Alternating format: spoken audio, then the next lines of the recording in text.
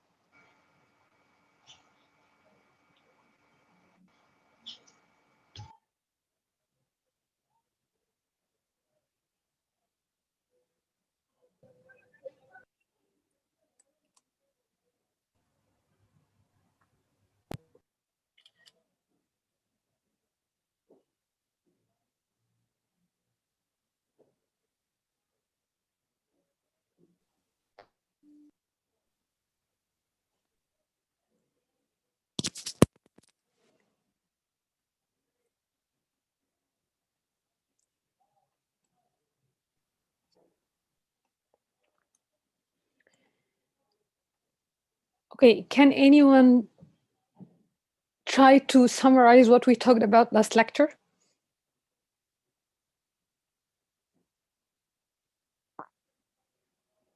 And I'm going to help.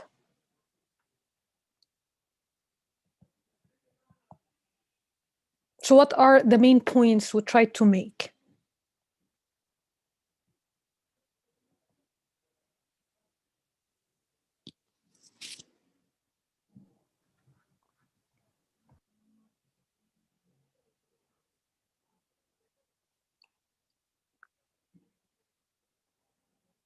Anyone, guys? So what's the topic? What's the theme? State-society relations. Yeah, okay. And we have, like, as I mentioned, we have some theoretical questions we need to, let me like admit these people and hopefully we can proceed without any interruption. So actually we try to cover state-society relation, and as I mentioned, we have some theoretical topics with these, like with this part of the thematic topics. We have like some theoretical questions. We need to know how the existing studies actually answer or try to answer, to give like satisfactory and plausible answers to these theoretical questions, which are like by nature highly contested and debatable. So the thing is, we have like, as I mentioned, these like 4 questions. We try to see how the existing studies from the reading list, listed in your syllabus, try to offer like satisfactory answer to these theoretical issues. So the first question: how can we deal with the state? With so many definitions given to the state, can we perceive it, or can we consider the state as an organic entity, as a coherent whole, or should we like break it down or adopt this kind of deconstructionist approach in order to perceive its relationship with the society? Why the state and society matter, and why we do care about the interaction between both of them?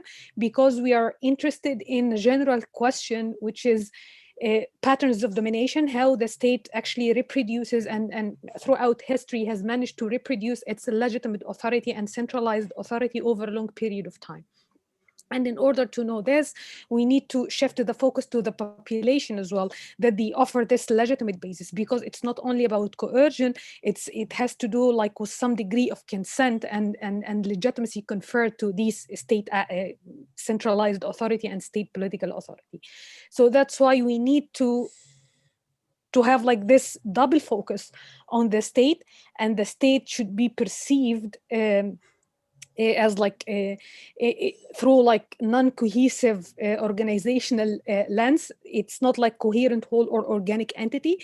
We need like not to focus on the top personnel or the top leadership, but it's kind of different state apparatuses, and not necessarily they have like some degree of cohesion between these apparatuses, or organizational cohesion between these between state institutions. So that's why we need to adopt, this kind of deconstructionist, and to break it down into several arenas where the state can make some sort of coalition or some other policies to resist and to challenge some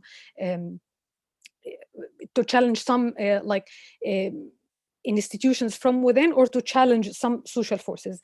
And on the other hand, we need to perceive the society as well from non-coherent perspective or non-coherent angle, in order to map out different players, and to highlight and to pinpoint different degrees of autonomy and different degrees of power between different social forces. So in the process, so we answered like the 3 first questions, and then we will try to answer the question number 4, which is like has 2 main elements: the post-colonial elites and how they managed to create this imaginative qualities of nationalism, and the implications of the state building and political institutions, and how they acquired, by looking into the social foundation of a state building, how they acquired this national character. We haven't finished, this reproduction of legitimate authority. Like quick recap. So the question is state power and degrees of yeah. دكتور بليز أنا الصوت عندي بيقطع، فأنا هعمل ريجوين للميتنج. فأنا اسمي يارا طارق. تمام؟ اوكي. شكرا يا دكتور.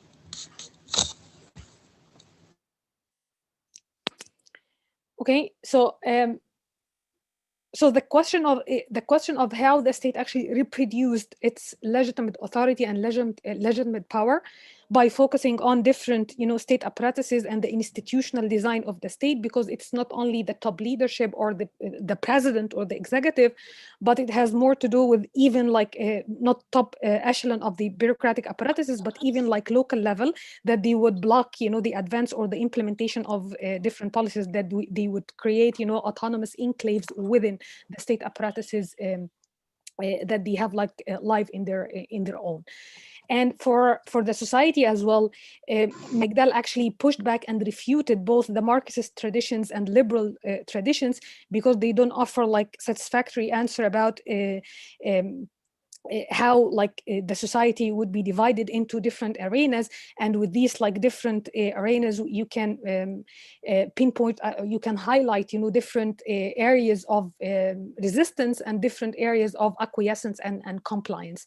So that's why he tried to give like this approach he called like state in society, in order to tease out or in order actually to unravel different forms of domination. He called like integrated domination or dispersed domination over like a long period of time, and adopting this dynamic approach, not static one, and different degrees of societal autonomy, different degrees of societal autonomy as well, because like he didn't perceive, and he pushed back against this class perception or cohesive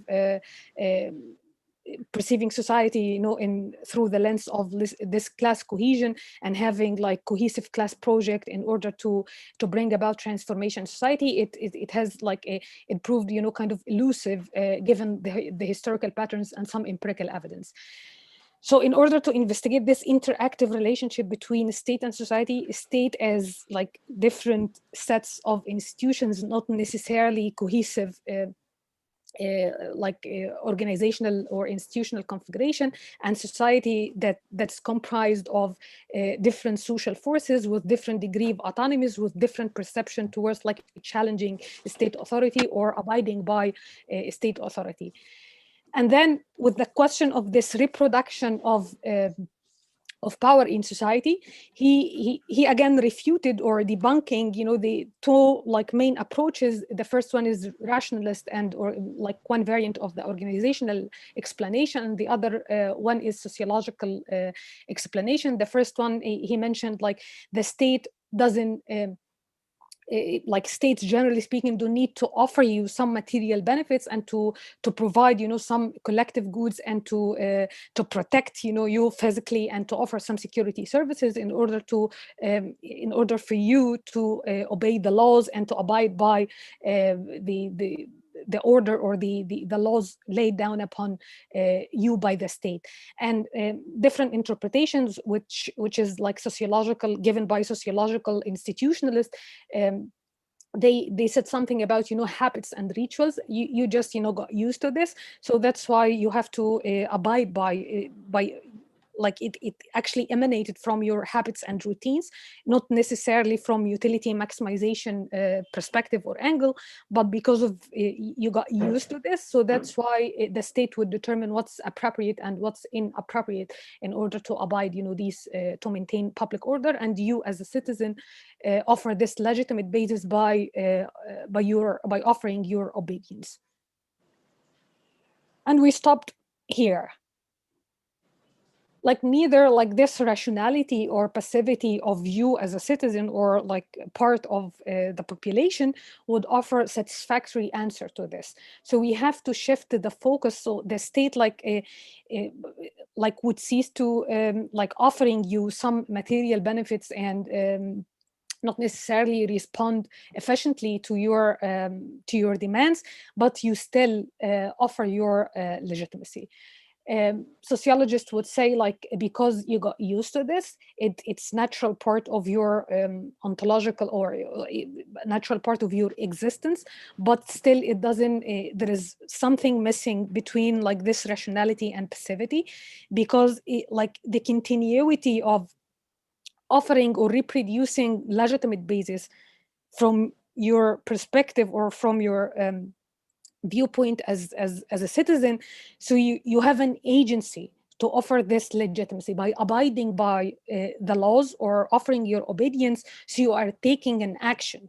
So this action, we need to shift the focus in order to understand why you as a citizen will offer constantly legitimacy to the state authority.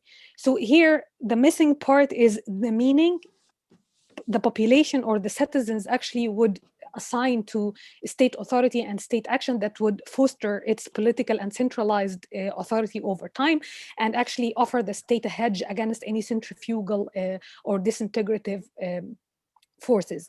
So the meaning you as a citizen would assign to the state authority, and how like the development of the national identity, your political identity, which is like pretty much related to the existence of the state and this sense of belonging to the state. So we need to focus on the meaning and the forging of or the creation of national identity. So from starting with the meaning you generate in order to through your practices to construct this meaning and to continue offering your consent and legitimacy to the state authority. So we need to know like how, as I mentioned, this is very hard to get at and very hard to grapple with, because we need like different tools in order to know how people, how like salient the state is in people's mind. So I don't know, like I can't be like, you know, a mind reader, so I don't know how salient the state is in your mind as a citizen. But generally speaking, we need to investigate this, like the degree of the understanding or this symbolic apprehension of interest, how citizens perceive their own interest and the existing threats and possibilities, in order to know why they offer their consent or why they comply or abide by the public, the maintenance of the public order and the political authority of the state. So perhaps like people would prefer like support like strongmen without necessarily offering them any kind of material or economic benefits, and perhaps like the security services are not that efficient, but still, you know, they develop this bond and tie, a strong tie between themselves and the image of the strongman, like the top leadership of the state. It was like very clear in sub-Saharan Africa, and we are getting to this when we talk about Egypt under Nasser, and perhaps we can touch upon what happened in Egypt after 2013. So by perceiving or like getting to this, the generation of the meaning and the construction of the meaning through particular practices, by offering your support, by offering your like a meaning or assign meaning or to your the interest or the national interest as these interests defined by the state. So you continue on, you keep on offering, you know, the state your consent and the constant, you know, legitimate basis for its political authority. So how can we know this? We know this by you as a citizen in your like daily lives or in your like daily practices. So you generate these kind of like legitimacy to the state authority by abiding by the laws. It's not necessarily because these laws like entail like penal code or the law actually involves some degree of penalties if you break, you know, these laws, or if you commit, you know, any illegal or illicit actions. But the thing is, you legitimize, you have like this, the state in your mind, this like collective, you know, in your collective imagination. So the state had the authority to issue some streams of laws, and you as a citizen has to apply you as a citizen has to abide by these laws, not necessarily because of the coercion or the penal code, but you believe, you know, in the role of the state in issuing these laws. Your participation in this, like the state has to produce like master narrative in order to like that offer like the legitimate foundation of its existence. For example, like the free officers that transformed, you know, the state apparatuses. The master narrative is ثورة 23 يوليو, or like when the free officers coup in English, and we call it in Arabic ثورة. So it's kind of, it's like constantly, you know, celebrating, and they have like these ceremonies. You as like citizens, they participate and take part in these like in these rituals that would entail like your acceptance and approval of the efficiency of these institutions. And some connection, is made between like theater and politics.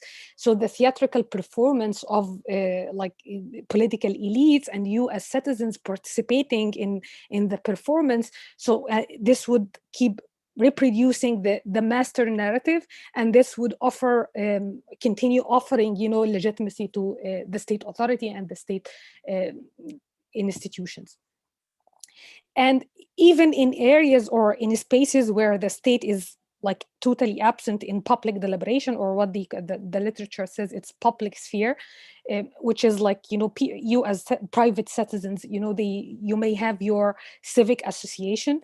And with this, like as feminist groups or human rights advocates or whatever the cause is, so you have your own like group or your own association, and you have public deliberation about like the certain issues and some arguments, and your perception of the state in these with the flow of the conversation or the flow of the deliberations, how you as citizens actually, or like part of the population, private citizens, not necessarily decision makers, how you perceive the state and negotiate the inclusion and the exclusion rules, who to include and who to exclude. So for example, it will get like clearer when we talk about Egypt, but for now, like with these kind of like between 2011 and 2013, how like these like political parties or like civil society associations, they created public debate about who to include in the public sphere, and who to even to govern us, or who will have the legitimacy to issue laws. And they eventually decided to exclude the brotherhood. It was like kind of from these public deliberation and public discussions, it was like this ongoing negotiations of the inclusion rules. So they decided what kind of forces or social forces should be included, and what kind of forces should be excluded and pushed out or forced out of the political landscape, or even from the public sphere. For the national identity, if I ask you guys what identity is, if I ask you like, if you have an identity, what does it mean? Regardless of the national or political identity, generally speaking, what identity is? Belonging to a specific place, specific entity. Yeah, how this would emerge in the first place? By living there for years, engaging in the culture and the norms of this society. Yeah, from your central experience, you will develop, this kind of identity. Yes. Okay. So it's something like when we talk about like nationalism or national identities, they are ideas in your mind, in your head. So we are talking about cognitive map in your head, in your brain. Okay, so this actually entails this cognitive map. It entails a configuration or a structure of your relationship to the surrounding or to the social world, generally speaking. Okay, this is not like political or national identity. You have like it's multi-layered. So you may have like sexual identity, you may have like occupational identity, political identity, religious identity. So it's kind of, we are speaking like multiple forms or aspects of or multiple layers of identity. But as we're doing comparative politics and political science, so we do care about political identity and national identity. So with this cognitive map, it has like subcomponents here, okay, in your cognition. So you have like image about the broader social order. So and what kind of conscious expectations you have about the behavior, the norms and behaviors, what people should do, what people shouldn't do, like politically speaking, your conception of morality and justice. So these are like subcomponents of your like cognitive map, and this like national identity or political identity, it's your relation exactly to the political structure or the power structures, the prevailing power structures, your relation to the political authority, the top leadership, the top personnel, and the different, state apparatuses, how you cultivate, how you develop, this kind of perception or relationship, the image in your head in relation to these apparatuses and some figures, some political figures as well. So it will be developed through like your central experience of social order and political organizations when you keep dealing with or interacting with like different state institutions, different political organizations, or people, in your like territorial domain. So you develop, this national identity or national image about social order and about your relationship with the existing political organizations and existing political structure. And these ideals and it has to be like reproduced in order to maintain or to have like this national identity, to keep it in place and to keep reproducing this. If I ask you guys how this kind of national image would be reproduced, how you are going to answer?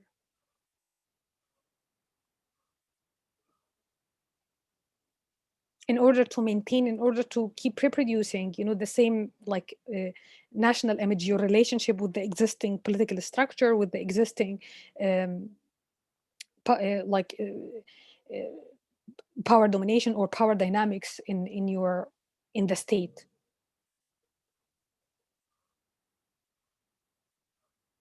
And this actually, if you develop, this sense, it would be like, it would account for or be responsible for generating or reproducing, the legitimate basis of the authority. So if you maintain like this stable relationship to the political structure or the political organizations, and the perception of the social order remain the same, this would like foster state power and would actually fend off any kind of centrifugal tendencies or separatist movements, and you as citizens would offer like would be like an obstacle in front of these social forces that would actually challenge the state authority. Doctor, internally or externally?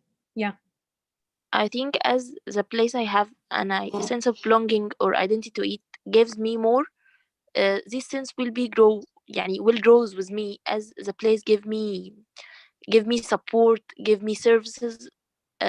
This sense will grow. This is one trend, in the literature. It would be like any identity, it could be like eternal, it's perennial, it's kind of not necessarily natural, as like radical evolutionary psychologists would say. It's kind of genetically and biologically hardwired into us, not necessarily, but it would be eternal. It's like it's very difficult to trace it historically, but as it developed, so you keep like reproducing this. Okay, what else?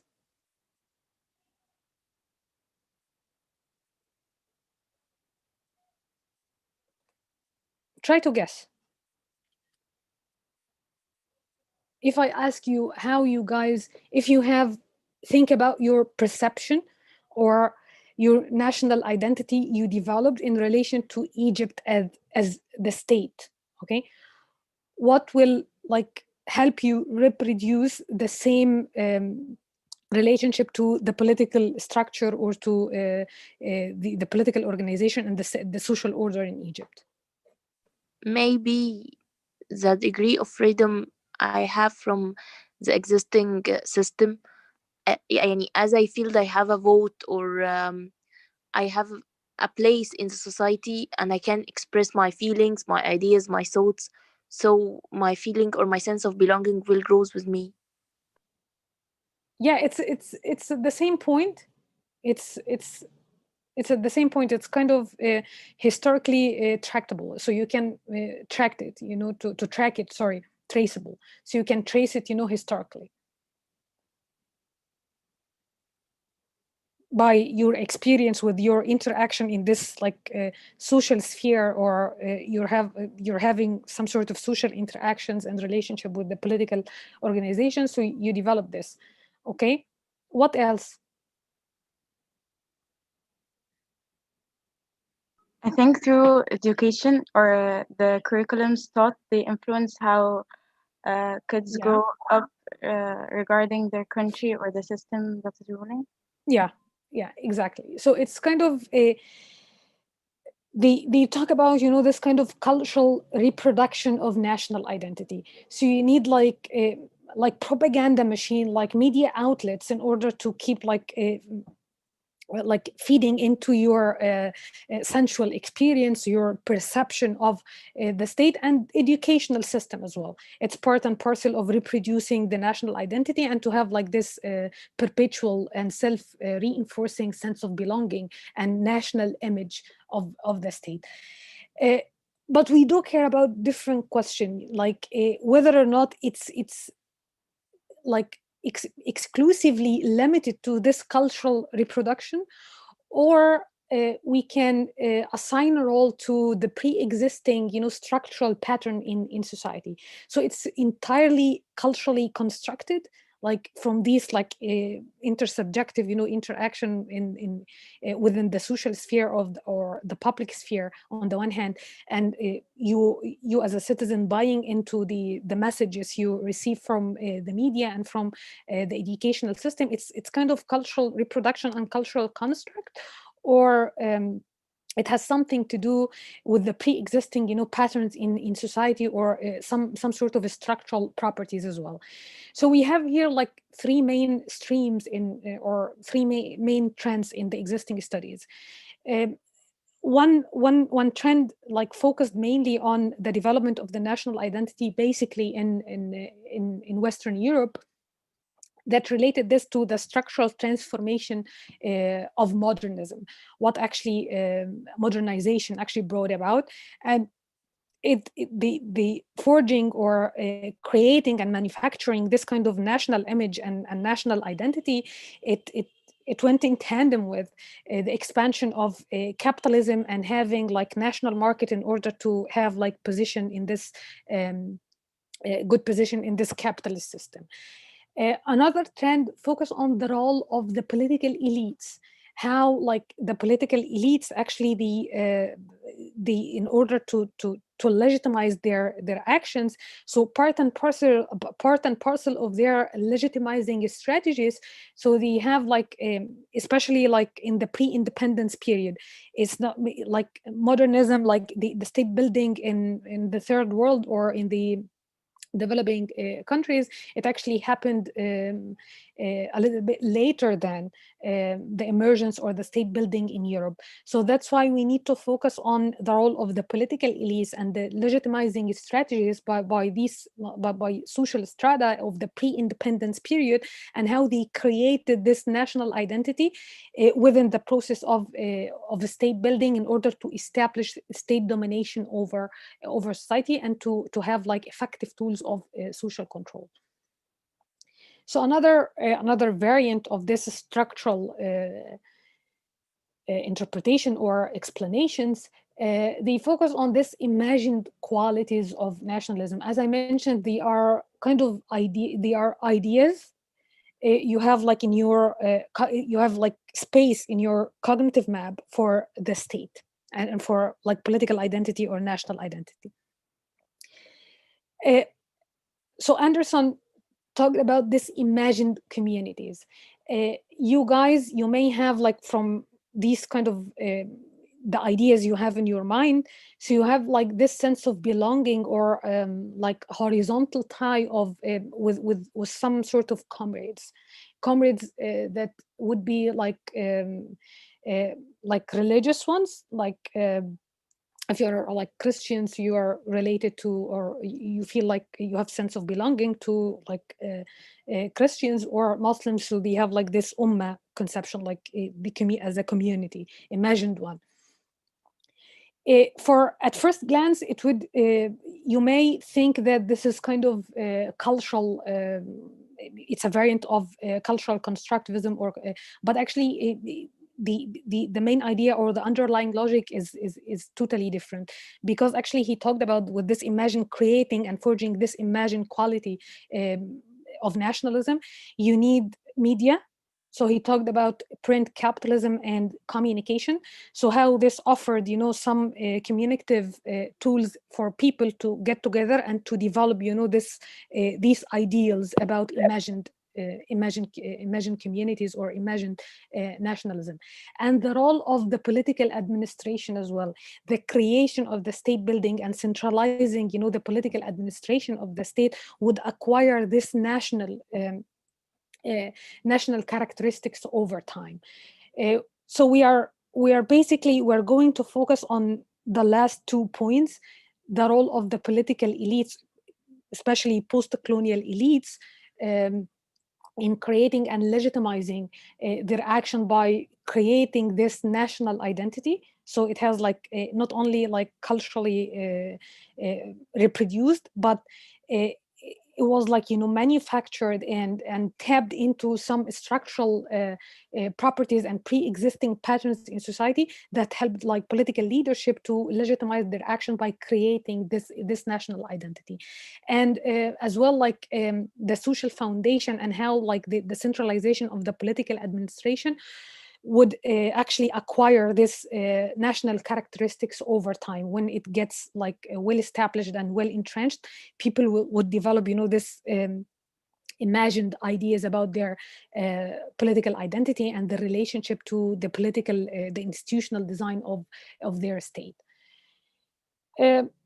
Like a footnote, because you cannot end the course without touching upon different other streams in the literature about state building elsewhere.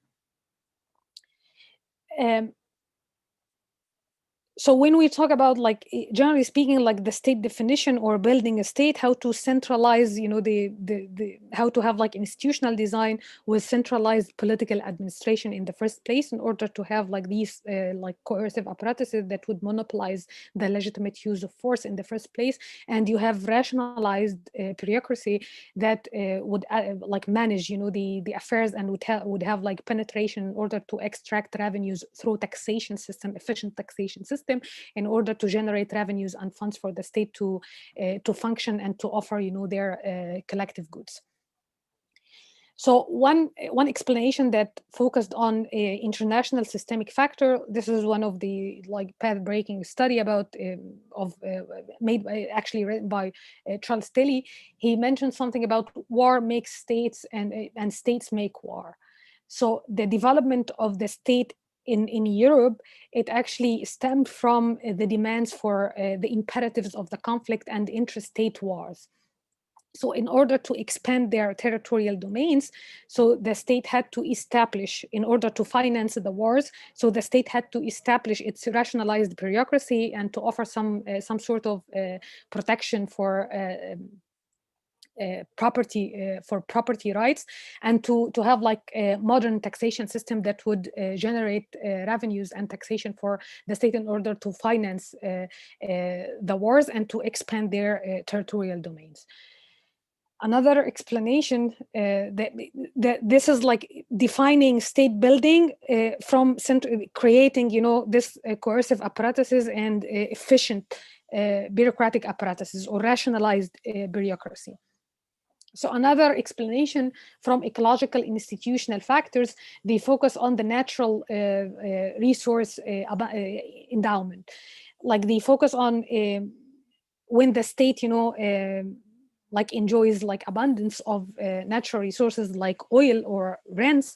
So the state historically didn't need to establish these efficient institutional design or efficient bureaucratic apparatuses in order to extract taxes or to impose efficient taxation system, because the state already has some rents in order to offer some collective goods and to offer some security services. I'm not going to touch upon this, but it came into a barrage of criticism because other states, they enjoyed, you know, the same level of natural resources, or without experiencing this resource curse, like they had like the abundance of natural resources. And at the same time, they built efficient institutional apparatus. And on the other hand, they say, like, you know, having, you know, this natural resources would offer leeway or ample room for politicians in order to use these funds for clientelistic and nepotistic, you know, purposes, and this would be way too inefficient. But again, like some other states, that they don't enjoy the same level of resource endowment, and they have like the same corrupt politicians. So the mechanisms here are not clear, and like from like Weberian traditions as well, some focus on the cultural factors with creating, you know, these kind of institutional design, different institutional designs, and variation in the efficiency and the effectiveness of state apparatuses or bureaucratic institutions. Like historically, the state modernization obliged rulers in order to move from patrimonial or ecclesiastical sources of legitimacy to rationalization or rationalized forms of legitimacy by creating, again, these efficient rationalized bureaucratic apparatuses, while others, like in Morocco, for example, they kept, you know, the monarchical system or the monarchy as a traditional legitimate apparatus. But these don't tell us, again, would focus exclusively on the institutional design. They don't answer, you know, the variation in the effectiveness or the efficiency of the state institutions, but also they forget about, you know, the social dimension or the social foundation of state building and the role of the political elites in creating this national and political identity. They leave out, you know, the citizens or the population, they leave them out of the analysis. So that's why we need to bring them back into the analysis by focusing on the role of the political elites in social engineering and the social foundation of state building, and how this social foundation acquired national characteristics over time. So we focus on two main like studies here, like corporatism and like state corporatism under Nasser, with the specific with the special application in Egypt, and how actually the corporatism and re-engineering or refashioning state-society relation after the free officers took over power gave way to different patterns of domination and autonomy between the state and society. So again, like state-society relations and interactions between both of them. And then in Latin America, the social foundation of state building in the post-colonial period, and how this actually in some countries like extended into centuries or decades, adopting, you know, this path historical institutionalism and path dependency approaches. So starting with Egypt and corporatism and the role of the post-colonial elites in engineering state-society relation, in order to understand how the state reproduced its political authority and power in society, and how society reacted and bought into, you know, these kind of master narratives, and they complied with they offered their obedience to these institutional regulations and the maintenance of the public order, and obeying, you know, basically the laws and the regulations made by the state. So when we talk about like corporatism, so we have like two types of corporatism: state corporatism, and they have implications for regime type, and societal corporatism. So what corporatism means? So you have like different occupational sectors, like labor, for example. Some workers, they work in transportation system, and others in textile factories, and others in steel and iron factories, for example. These different sectors, the state, in order to monopolize their interest representation and to control their leadership and to control their demand-making processes, so authoritarian type of corporatism as a form of interest representation would bring these occupational sectors together each occupational sector, like labor, and then perhaps like business associations and agricultural cooperatives, bringing like different, multiple or plural organizations in each occupational sector, and reorganize them into like all-encompassing national configuration or national organization. This would enable the state to have monopoly over or to control over the leadership. The state would select actually political allies to run the national confederations, and to it would make the membership to these national confederations or organizations compulsory. So it would like closely monitor the membership and its memberships and the demand making processes in these organizational setting. And they have this hierarchical organizational structure with like top echelon. They have like to develop, they have to be loyal to the state leadership, and they have to have like control over the rank and file.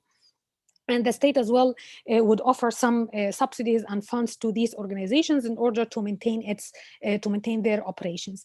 This is totally different from what they called like societal corporatism that emerged in more democratic settings in Europe, that by definition, it allows for plurality and voluntary and competitive associations and organizations to exist. And they don't need to have this hierarchical order or categories in order to get license from the state to establish their organizations. And they genuinely, like labor and business groups or agricultural cooperatives, they have like bargaining leverage when they get to the negotiation table with the state in order to have a say in the decision making or policy making process. So they have like bargaining leverage. So the state has to listen to their demands and to formulate its public policy in order to respond to these demands. But for state corporatism, and especially as we're going shortly to explain under Nasser, that was like it monopolized, the interest representation, and it was like a form of establishing control over society.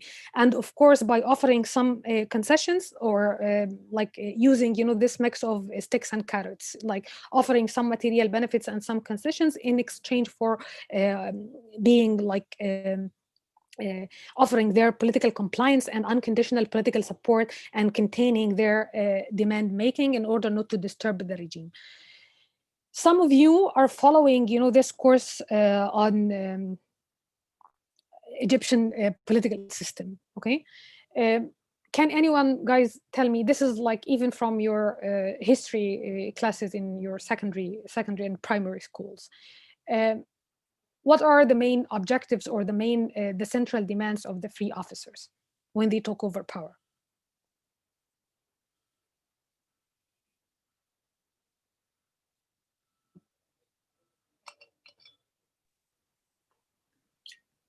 To free Egypt from the Egyptian occupation and to overthrow, to change Egypt from. Who is talking?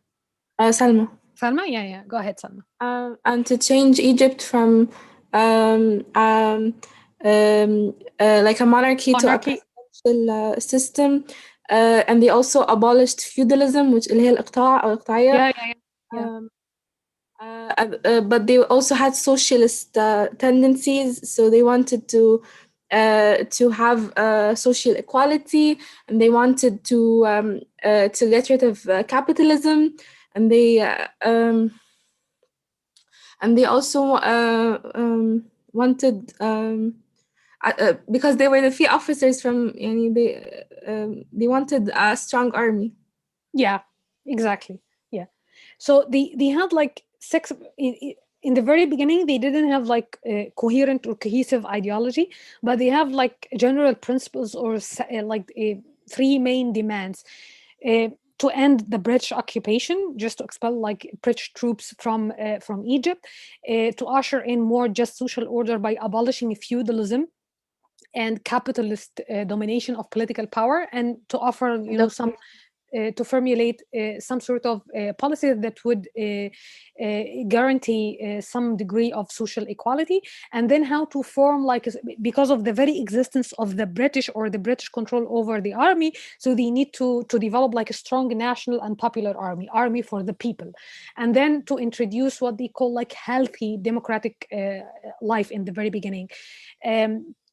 By abolishing, feudalism and capital domination of political power. So they believed in abolishing or eliminating, the banning all political parties, that they were related to the era of the corruption, and they were pretty much related, especially the West, to the palace. So that's why they had to abolish, or to eliminate the pre-existing political parties that they proved themselves, unhealthy to democratic life.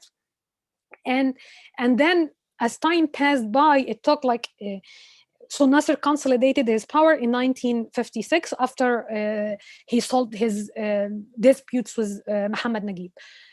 So it took him like some more years in order to issue, this Al-Mithaq al-Watani, the national charter, that actually like offered like clear explanation, detailed explanation of Arab socialism and how he would proceed with this socialist economic system. So what happened here? He tried, like, after like taking over power, so they actually transformed, entirely the structure of the state, the institutions or the institutional design of the state. State building in Egypt was a little bit followed a different trajectory, because Egypt had like a strong state since Muhammad Ali and his dynasty. So they had like a strong central authority and strong like centralized political authority. But what the free officers did, they transformed, the ideological foundation and the organizational setting or the organizational foundation of the existing, state. They transformed it entirely, the institutional design, and they reshaped the relationship between the state and the society. In order to reshape its relationship with the state and the society, so as society, it's not like a coherent whole. So they had like several arenas in Migdal, like words, arenas of opposition and arenas of obedience. So they have like three main social forces. The state managed quite well to incorporate into this corporatist system or like corporatist organizations or arrangements.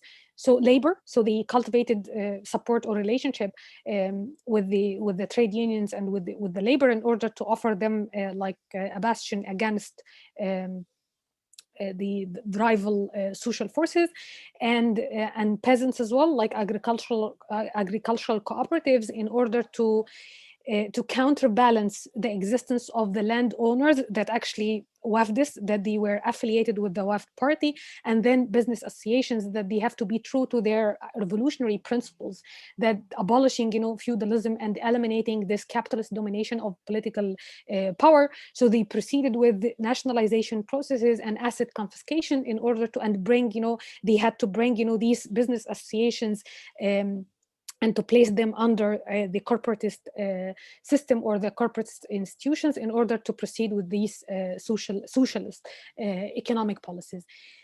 But again, they had some arenas of resistance, came mainly from the Brotherhood and slightly from the communists and from professional syndicates.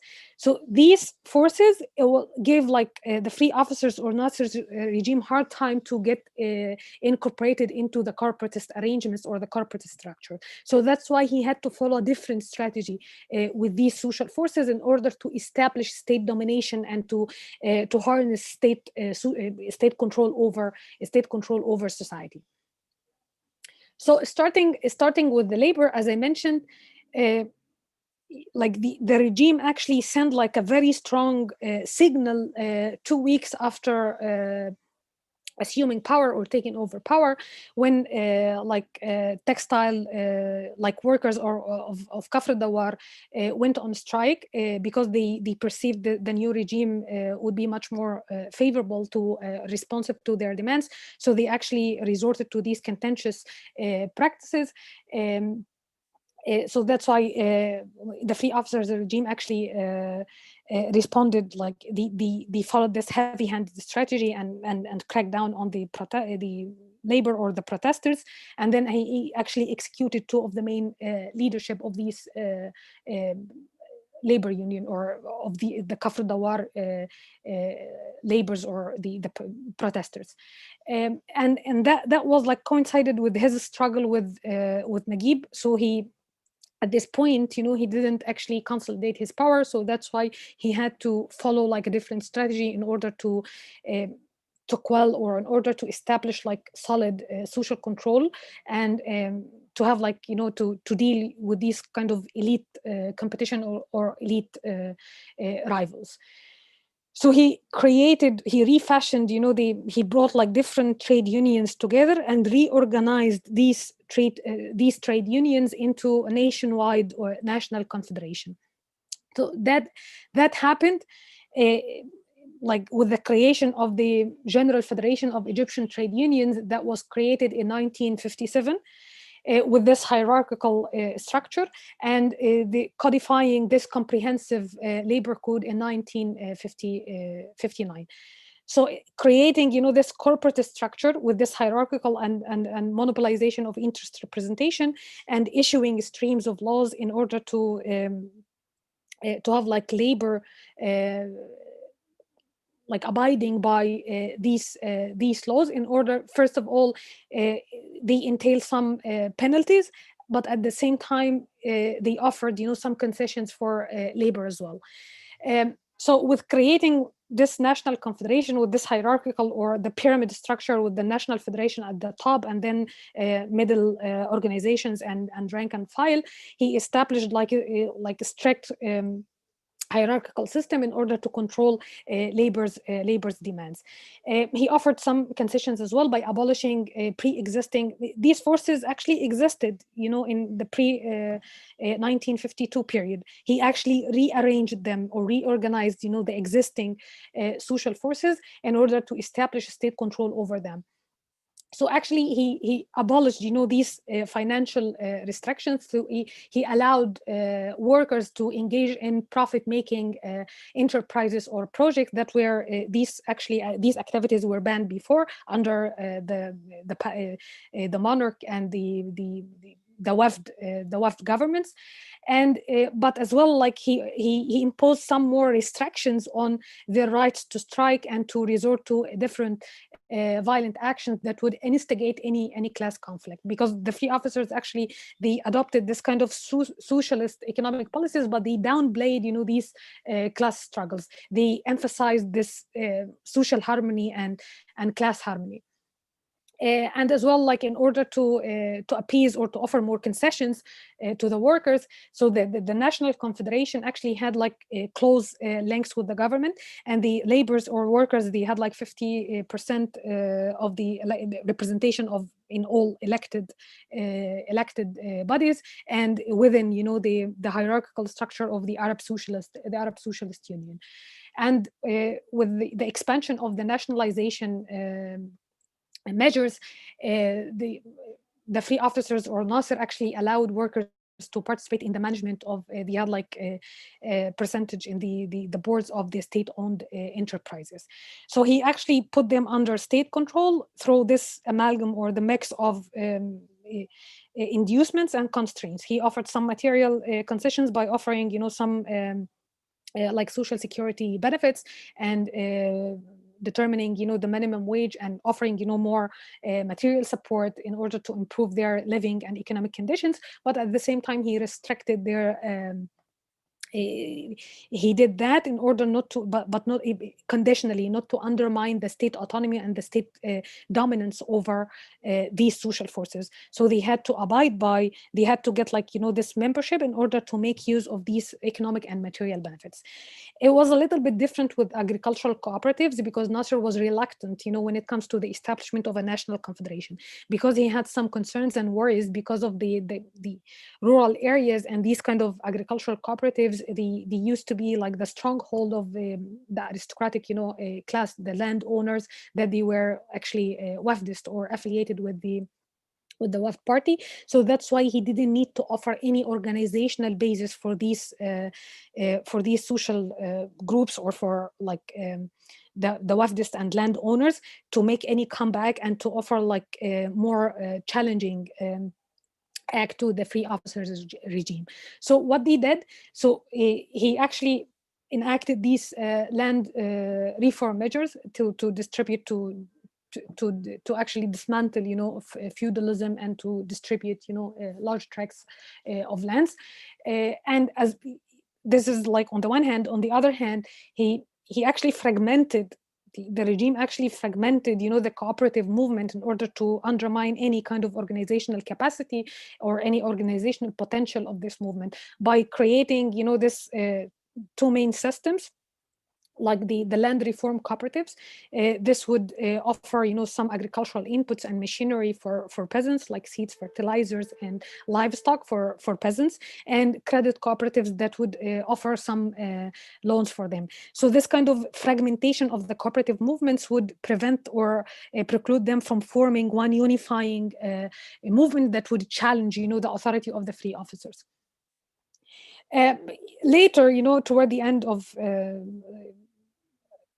his tenure in power, like right before his death, he actually authorized the creation of this agricultural cooperatives after he entrenched, his political authority.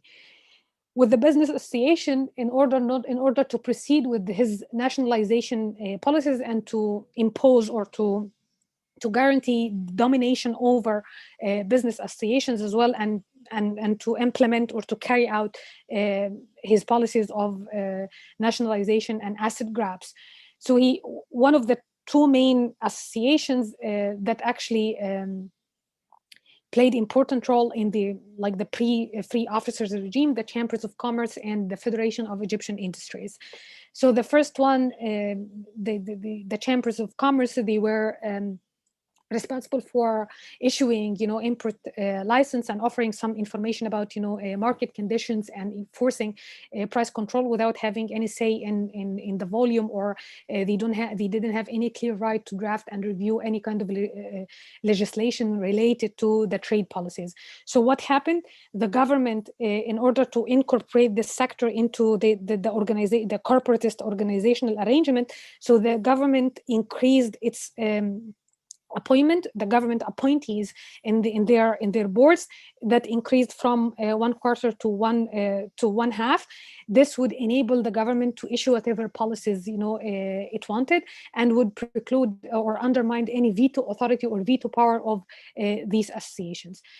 For Egyptian industries as well, in order to implement this import substitution industrialization, so the state as well had to centralize or to establish its power through one centralized representative body over manufacturing managers in both private and private sectors and public sectors. He implemented this in a piecemeal fashion, so he didn't nationalize, all the private enterprises, all at once. He followed, some gradual processes that actually gained or intensified after 1961. So he transformed, this Federation of Egyptian Industries from a steering committee to the big bourgeoisie class that existed before the free officers regime. It became an agency of the Minister of Industry he created in 1956. And again, he actually placed technocrats and managers of the state-owned enterprises that they had dominance over board of directors of these federations, of this federation, and then they didn't have any practical power to override, the veto, to veto or to override the ministry veto on its decisions. So they might have taken some unfavorable decisions, or they might have had challenging position, but again, having loyals and political allies in their or government appointment in their boards. So technically and effectively, it was very difficult for them to challenge or to offer to establish any kind of autonomous position to challenge the state policy or the state authority. So these were arenas where the state or the new the new state that was like the new institutional design that was transformed by the free officers, they managed to establish some sort of one pattern of integrative or integrated domination over these social powers. But there were other forms of dispersed, domination. The free officers regime or the state, the institutional design, they tried to create in the first years after taking over power. So they faced some challenges from other forces, mainly the brotherhood and the professional syndicates. From your course, what happened with the brotherhood, guys?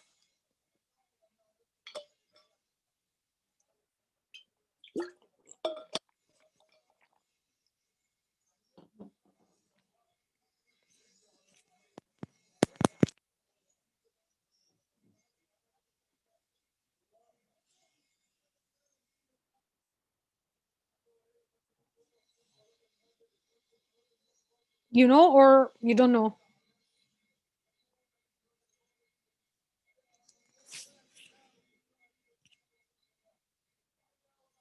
Can you hear me? Yes, yeah, doctor, we can hear you. Okay, do you know, or you don't have any information about that? لا بصراحة مش عارفة. Okay. Doctor, معلش, you're asking about what happened to the brotherhood at the time of Nasser, صح? Yeah. The relationship, yeah. These were like challenging. Okay. Yeah, challenging, arenas in society and how the state established. So we are tackling with the interaction between the state and society. A state like as different, apparatuses. Like Nasser actually had some sort of a struggle with the some of his like free officers and his allies as well, like in the military and the intelligence apparatuses. But we are tackling here how the state, or how he transformed, the relationship between state and society. With the state, he managed quite well in the very beginning to reorganize them into their into national confederations or corporatist apparatuses. But again, we cannot deal with the society as a coherent whole. We have like some sort of different social forces that would offer some challenging arenas to the state. So one of the two arenas here, the brotherhood and the professional syndicates. So what happened? دكتور هو حضرتك تقصدي بالبراذرهود اللي هو عبد الحكيم عامر Not the brotherhood. الناصر؟ Okay. The Muslim Brotherhood. Come on. Okay, تمام. Okay, you guys, do you know or you don't know what happened? I think Nasser was very violent. He'd arrest them because he'd say and they're using religion to deceive people, and that versus and the brotherhood would say in they're being authoritative and they're being dictators and they're against religion and Yeah. كده صح? Yeah. So they had like very brief period of like kind of rapprochement between the brotherhood and the Nasser and the free officers, because they shared, the same kind of struggle against, corrupt monarchy and against, the British colonial authority.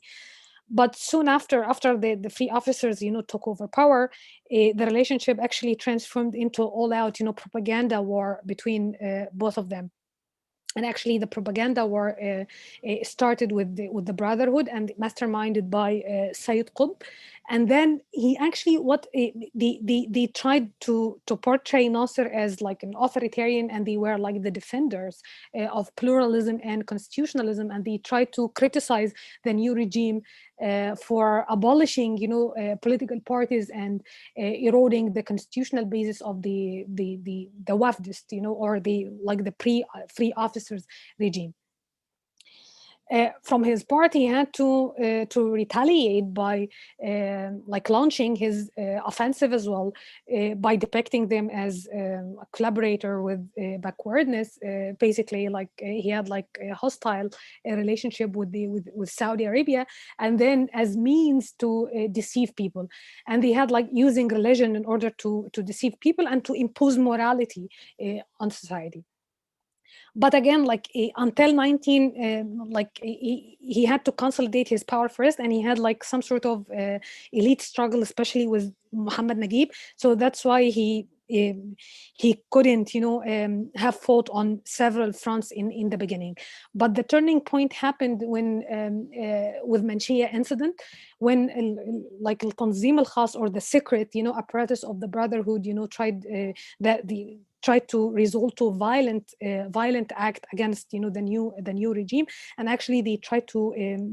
One of them was accused of trying to assassinate Nasser while during his talk about like the terms of the agreement in order to expel the British troops. So what happened, at Manshia, one of them, tried to assassinate, to kill him, and actually Nasser, he used the event in order to play into people's emotions, and he used the event in order to proceed with the heavy-handed strategy in order to quell and to suppress, the Brotherhood against the backdrop of popular support against the Brotherhood. He had like zero effort, cracking down on them.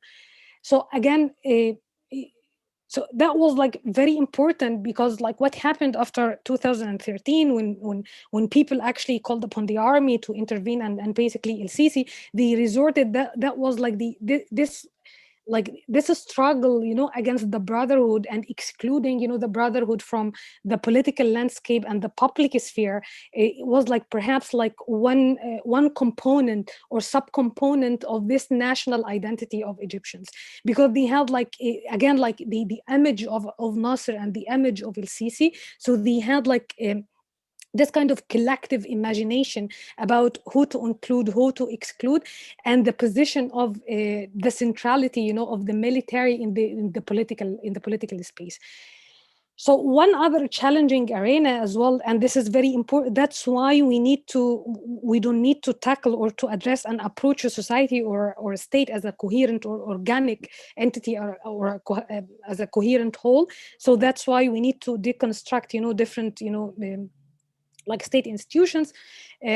This was perhaps, you could have done this in your term papers in ideal situations, but here we talk about, this relationship between state and society, how it established, its social control over different social forces, and how actually the new political, the transformation of the state and the new political regime dealt with some challenging social forces. So you have here the professional syndicates as well. So Nasser tried, he didn't manage actually to incorporate them into the lawyers and engineers and journalists. So he had a hard time, dealing with them, and he depicted them as part and parcel of this feudal structure, and they precluded, this implementation of his conception of democracy that's based on popular forces and popular classes, and he depicted them as reactionary capitalism. But in order to establish, his control over them, so the state had to have control. The state established, its control over them through like playing with internal bylaws in order to have the regime allies or the Arab Socialist Union members in order to play or to create, some sort of factional alignment inside these professional syndicates, and thus would erode their organizational capacity and their challenging and contentious potential. And admitting, all university graduates into the professional syndicates and the professions. So this actually tilted the balance of power in favor of the members of the Arab Socialist Unions, or people who are affiliated with the state back then. And again, the state, had the power to dissolve and to control the leadership by having its own membership and actually annulling, the elections. So how, like, we call it like post-colonial state because they negotiated, they negotiated some agreement with the British authority in order to and they actually led, you know, this national liberation struggle against the British authority and the colonial authority, and this transformed, you know, the state apparatuses and reorganized, you know, the state apparatus by creating new state apparatuses in order to account for or to be in charge of implementing and actually making the social and economic decisions in order to correspond to the far-reaching redistributive economic and social programs implemented by the free officers. And again, how the state established or engineered or reshaped its relationship with social forces.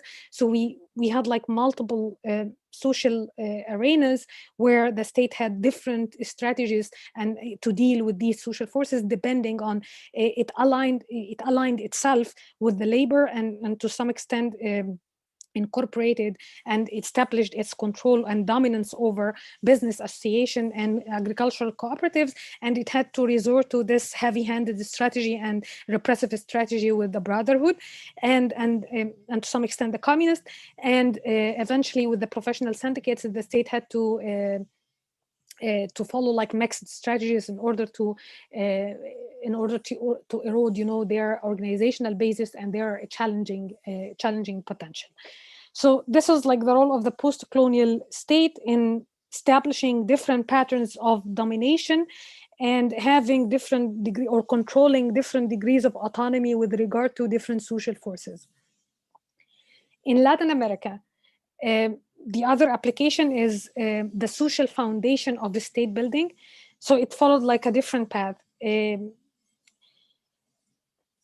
After like leading, you know, the liberation armies in order to expel the Spanish colonial authorities from the region, so the state had to deal with post-colonial state had to centralize its political authority and its political administration, and to forge this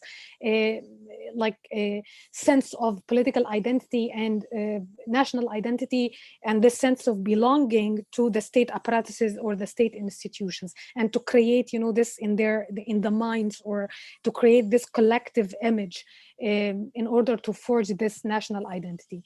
So this happened actually. So we tackle this from a different perspective, like centralizing, you know, political administration, and over time, this would acquire this national character.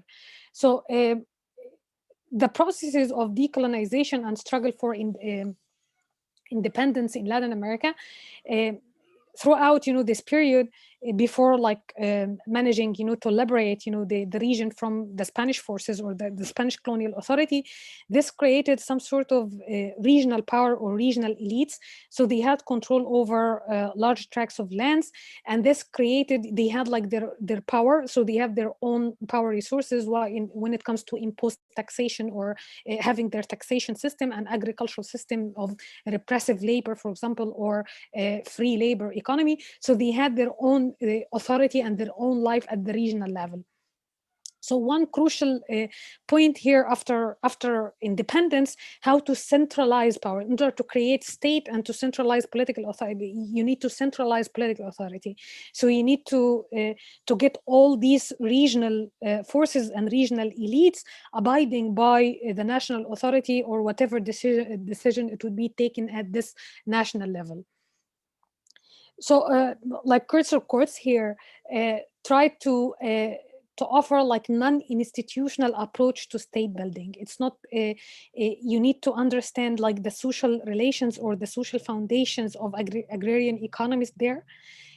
And like the relationship between or national elite politics, national regional interest, and the interaction between both of them established, you know, this kind of like effective institutional design that actually acquired, you know, it's some sort of coherence and national quality over a long period of time. In some countries, while in other countries it didn't. So that's why we focus on the countries, Chile and Uruguay, basically, that managed to establish this and survived many critical junctures. You don't need to understand these like the other critical junctures, but the thing is here, the macro sociological foundation and national elite politics, and how both of them enabled some states to establish effective and efficient institutional design that survived, you know, different critical junctures.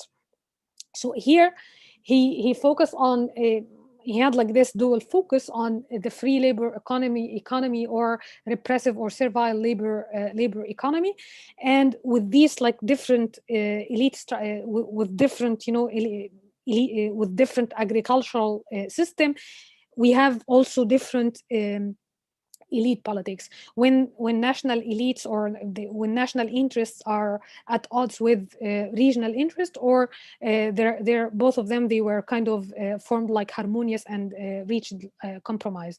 So inter-elite cooperation, national regional elites cooperation, or inter-elite conflict.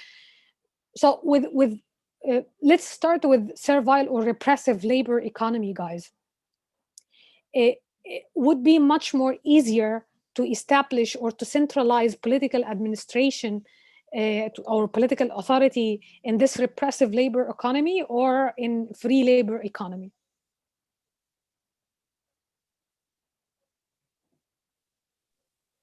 Oppressive one? Sorry, again, Salma? It would be easier to establish it in an oppressive one?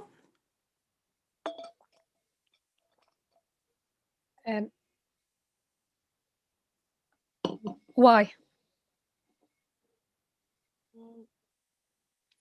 A oppressive one, no, let me clarify one point. So here, regional elites, the repressive from the viewpoint of the regional elites. So the regional elites had control over their lands, and they forced labor into and forcibly repressed them to work in their lands. So the regional elites, they had their own authority over their own lands and over their labors. So it would be much easier for this system to succumb or to surrender to national authority, to actually to give up on their authority of taxation and authority of repression to and give this and delegate this to central authority. Or it's the opposite way around. When the free labor economy as a regional elite, I have multiple forms of relationship with labor. So I have like some practical legal frameworks that would guarantee some sort of rights to labor, and I would enable some sort of capitalist, agribusiness or even independent family farms that I don't have like to repress them. They have like independently they work on their farms. So you have like two different agricultural structure or agricultural system. So what's like much more easier for this or that to offer or to actually to give up on their regional authority and regional power, and to enable the national government or the central authority to establish its or to penetrate these areas and to establish its political authority. And you as a regional elite, as a regional elite, would offer the legitimate basis and abiding by any laws and regulations made by the national authority. So try to guess which form would be much easier to centralize political administration in. I guess the free labor economy. Yeah. So the free labor economy, but this is perhaps like a necessary and not sufficient condition. So that's why we need to understand the relationship between the national elite politics. It's a kind of collaborative cooperation or conflict-ridden relationship. With this kind of, if I have like free labor economy, it would be much easier. So it would be like much easier for regional elites with this collaborative mindset or cooperative approach to not to resist this effort of centralization, and to include any form of tenures that would reorganize the relationship with the central authority and the peasants. And this I can enable the central authority to impose its own taxation system, and I have to pay some sort of taxes in order to modernize the military, and to enable the central authority to have like a national military establishment that would defend the country and defend me as a citizen against any existential external threats. And again, like there's if I have this free labor economy and this collaborative mindset or relationship or harmonious interest between national and regional elites, so they don't have like this wouldn't exacerbate this kind of distributional like conflict over or disputes over distributional question, like imposing taxes and you have to pay your taxes or dues to national authority in order to increase the revenues to enable the state to provide for the citizens or to meet their needs by providing access to collective goods and actually building these offering these public goods in the first place. But like if you have like this cooperation, so you can have like a compromise, and that happened mainly in Chile. So they had like this well-established centralized political administration by having this free labor economy and inter-elite collaboration and cooperation, and they reached an agreement by excluding popular sector from the political landscape. So they didn't give them the right to vote in order not to have any sort of question over labor rights or social rights, and to enable or to put like more pressures on the state to offer more social security funds or social security policies to satisfy or to appeal to these popular sectors. So they managed to get together, they cooperated, they agreed on excluding these popular sectors in order not to foment or to propel, any kind of social conflict over distributional question. But with inter-elite conflict, this like it fed into the establishment of the local institution building. It didn't help with establishing efficient national institution building trajectory in Uruguay and Argentina. But later, things changed, and they managed to get together, and they agreed on the terms of integration and distribution questions. So they reached this political settlements. So they had to harmonize their interests and to have like agreement on taxation system, public goods provision through maintaining their clientelistic machines in their rural areas as a regional elites, and at the same time preventing this mass suffrage in order to prevent any redistributive conflicts coming from peasants or other popular sectors.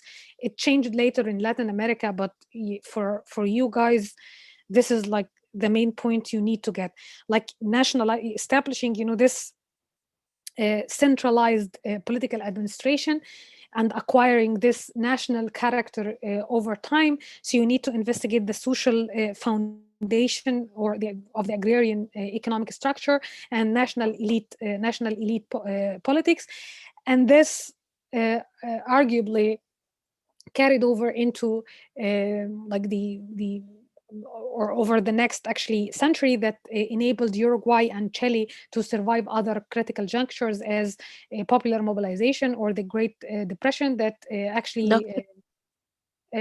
actually triggered distributional conflict between different classes.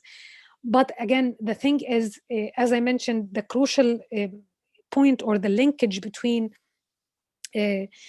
like you as citizen abiding by laws and orders and offering your like legitimate support for the state, it's very hard to measure. But you need to have like to focus on the role of the political elites.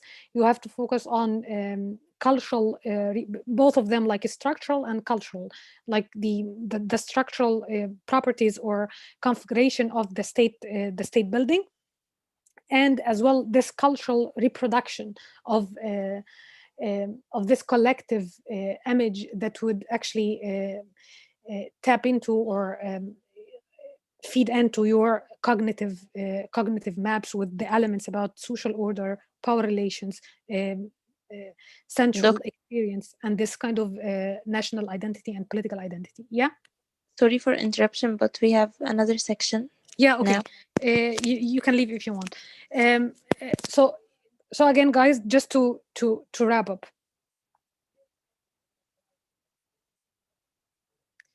here are the questions we tried to answer, okay?